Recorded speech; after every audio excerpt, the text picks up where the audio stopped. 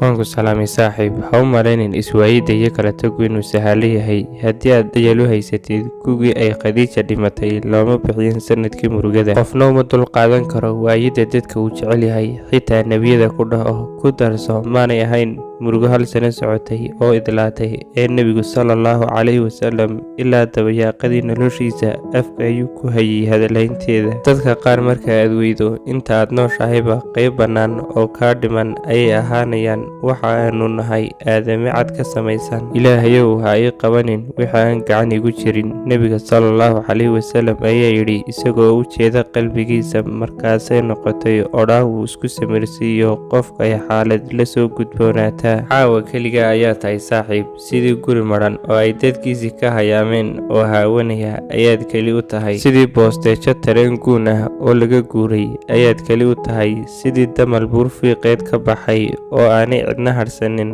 ayaad keli u tahay. Weysayso, 2 ragcadood tuko, gacantaada laabtaada saar oo dheh, Ilaahayow qalbigayga yaanay maankayga ku soo dhicin waxaan ka ahayn hadalkii Rabbi ahaa, qulnaa laa takhaf, waxaanu ku nidhi ha baqin. Kadibna wax walba Ilaahay u daa, adiga oo si yaqiin ah u og wax kasta uu kaa qaaday inay murti ku jirto.